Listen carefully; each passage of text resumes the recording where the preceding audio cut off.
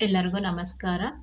ಈ ಒಂದು ವಿಡಿಯೋದಲ್ಲಿ 4ನೆಯ ತರಗತಿ ಸವಿ ಕನ್ನಡ ಭಾಗ 1 ಈ ಪುಸ್ತಕದಲ್ಲಿ ದೊಡ್ಡವರು ಯಾರು ಈ ಪಾಠದ ಬಗ್ಗೆ ಸಂಪೂರ್ಣವಾಗಿ ತಿಳ್ಕೊಳ್ಳೋಣ. ಪಾಠ 6 ದೊಡ್ಡವರು ಯಾರು.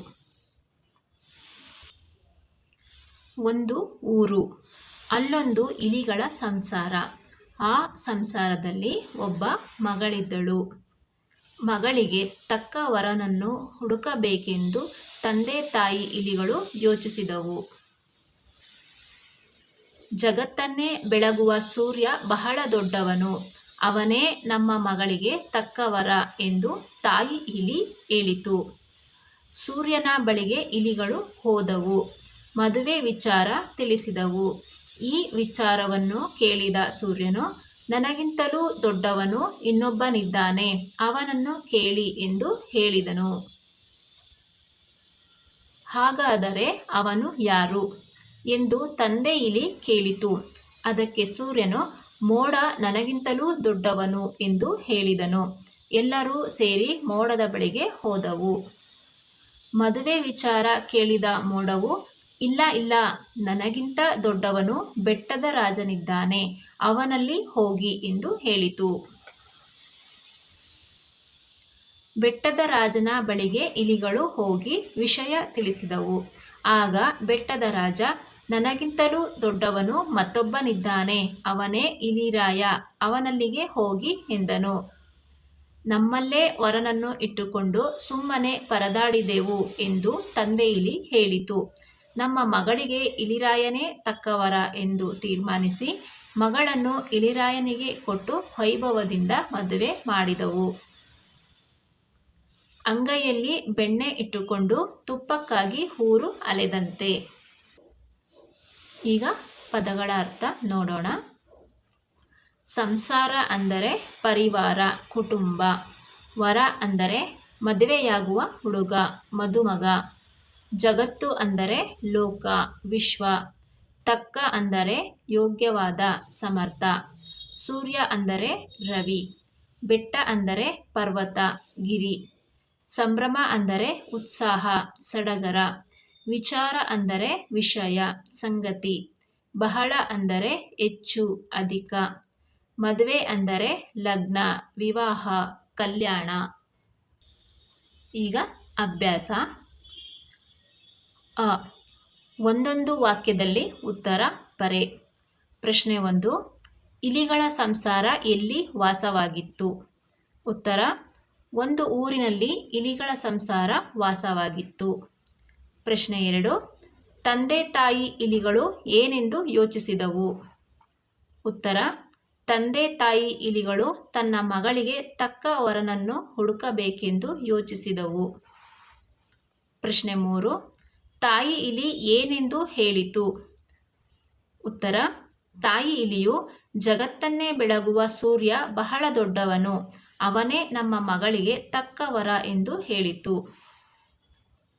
ಪ್ರಶ್ನೆ 4, ಜಗತ್ತನ್ನು ಬೆಳಗುವವರು ಯಾರು? ಉತ್ತರ, ಜಗತ್ತನ್ನು ಬೆಳಗುವವರು ಸೂರ್ಯ. ಪ್ರಶ್ನೆ 5, ಸೂರ್ಯನಿಗೆ ಇಲಿಗಳು ಯಾವ ವಿಚಾರ ತಿಳಿಸಿದವು? ಉತ್ತರ, ಸೂರ್ಯನಿಗೆ ಇಲಿಗಳು ಮದುವೆ ವಿಚಾರ ತಿಳಿಸಿದವು. ಪ್ರಶ್ನೆ 6, ಯಾರ ಜೊತೆಯಲ್ಲಿ ಇಲಿಯ ಮದುವೆಯಾಯಿತು? ಉತ್ತರ, ಇಲಿರಾಯನ ಜೊತೆಯಲ್ಲಿ ಇಲಿಯ ಮದುವೆಯಾಯಿತು. ನಂತರ ಕೊಟ್ಟಿರುವ ಮಾತನ್ನು ಯಾರು ಯಾರಿಗೆ ಹೇಳಿದರು? 1, ಜಗತ್ತನ್ನೇ ಬೆಳಗುವ ಸೂರ್ಯ ಬಹಳ ದೊಡ್ಡವನು. ಯಾರು ಹೇಳಿದರು? ಈ ಮಾತನ್ನು ತಾಯಿ ಇಲಿ ಹೇಳಿತು. ಯಾರಿಗೆ ಹೇಳಿದರು? ಈ ಮಾತನ್ನು ತಂದೆ ಇಲಿಗೆ ಹೇಳಿತು. 2, ಇಲ್ಲ ಇಲ್ಲ, ನನಗಿಂತಲೂ ದೊಡ್ಡವನು ಬೆಟ್ಟದ ರಾಜನಿದ್ದಾನೆ. ಯಾರು ಹೇಳಿದರು? ಈ ಮಾತನ್ನು ಮೋಡವು ಹೇಳಿತು. ಯಾರಿಗೆ ಹೇಳಿದರು? ಈ ಮಾತನ್ನು ತಂದೆ ತಾಯಿ ಇಲಿಗಳಿಗೆ ಹೇಳಿತು. 3, ನಮ್ಮ ಮಗಳಿಗೆ ಇಲಿರಾಯನೇ ತಕ್ಕವರ. ಯಾರು ಹೇಳಿದರು? ಈ ಮಾತನ್ನು ತಂದೆ ಇಲಿ ಹೇಳಿತು. ಯಾರಿಗೆ ಹೇಳಿದರು? ಈ ಮಾತನ್ನು ತಾಯಿ ಇಲಿಗೆ ಹೇಳಿತು. ನಂತರ ಈ ವಾಕ್ಯಗಳನ್ನು ಗಮನಿಸಿ ಸರಿ ತಪ್ಪುಗಳನ್ನು ಗುರುತಿಸು. ತಪ್ಪಿದ್ದರೆ ಸರಿಪಡಿಸಿ ಬರೆಯಿರಿ. ಒಂದು ಊರು, ಅಲ್ಲೊಂದು ಹುಲಿಗಳ ಸಂಸಾರ ಇತ್ತು. ಸರಿಯಾದ ವಾಕ್ಯ. ಒಂದು ಊರು, ಅಲ್ಲೊಂದು ಇಲಿಗಳ ಸಂಸಾರ ಇತ್ತು. 2. ಮಗನಿಗೆ ಸರಿಯಾದ ವರ ಬೇಕೆಂದು ಇಲಿಗಳು ಯೋಚಿಸಿದವು. ಸರಿಯಾದ ವಾಕ್ಯ. ಮಗಳಿಗೆ ಸರಿಯಾದ ವರ ಬೇಕೆಂದು ಇಲಿಗಳು ಯೋಚಿಸಿದವು. 3. ಬೆಟ್ಟದ ರಾಜನ ಬಳಿಗೆ ಇರುವೆಗಳು ಹೋದವು. ಸರಿಯಾದ ವಾಕ್ಯ.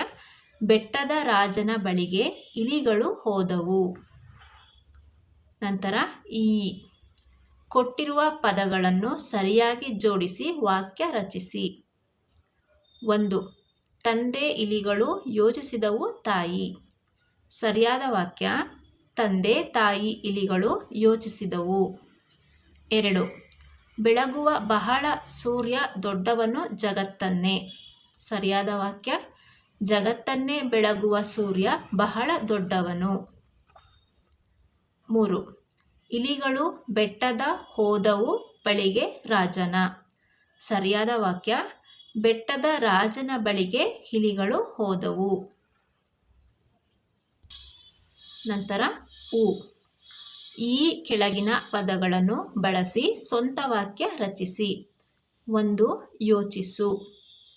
ಯಾವುದೇ ಕೆಲಸ ಮಾಡುವ ಮೊದಲು ಒಮ್ಮೆ ಯೋಚಿಸಬೇಕು. 2. ತೀರ್ಮಾನಿಸು. ಎಲ್ಲರ ಅಭಿಪ್ರಾಯವನ್ನು ಕೇಳಿ ತೀರ್ಮಾನಿಸಬೇಕು. 3. ಸಮರ್ಥ. ಪ್ರಧಾನಿ ಮೋದಿಯವರು ಒಬ್ಬ ಸಮರ್ಥ ನಾಯಕರಾಗಿದ್ದಾರೆ. 4. ಮದುವೆ. ಅವರು ಸರಳವಾಗಿ ಮದುವೆ ಮಾಡಿಕೊಂಡರು. ನಂತರ ಭಾಷಾ ಚಟುವಟಿಕೆ.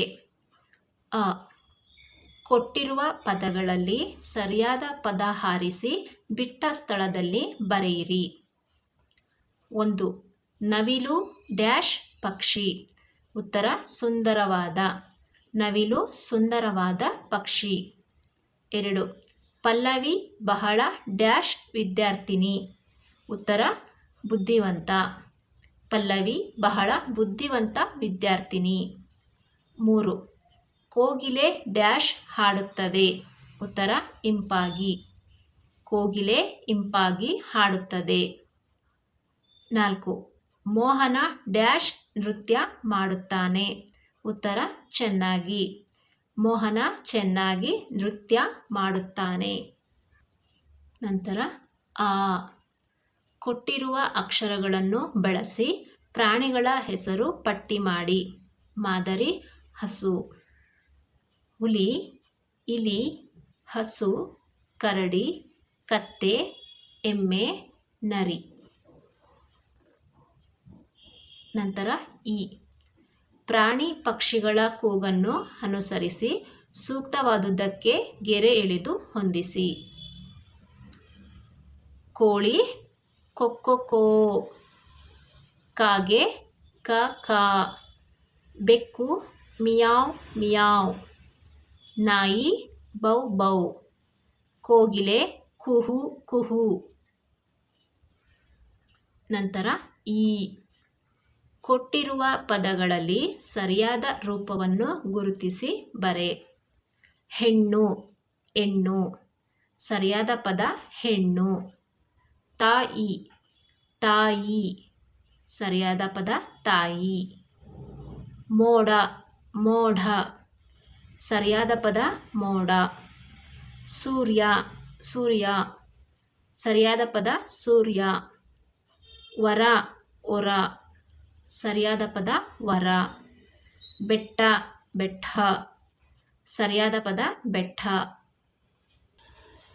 ನಂತರ ಈ ಕೆಳಗಿನ ಪದಗಳನ್ನು ಓದಿ ಬರೆ. ಮಾದರಿ ಸಲಿಗೆ, ಸಹಜ, ಸಲಹು, ಸರಕು, ಸಮರ, ಸನಿಹ. ಈ ಒಂದು ವಿಡಿಯೋ ನಿಮಗೆ ಇಷ್ಟ ಆದರೆ ಲೈಕ್ ಮಾಡಿ, ಶೇರ್ ಮಾಡಿ, ಹಾಗೆ ಸಬ್ಸ್ಕ್ರೈಬ್ ಮಾಡ್ಕೊಳ್ಳಿ. ಈ ವಿಡಿಯೋ ನೋಡಿದ್ದಕ್ಕೆ ಧನ್ಯವಾದಗಳು.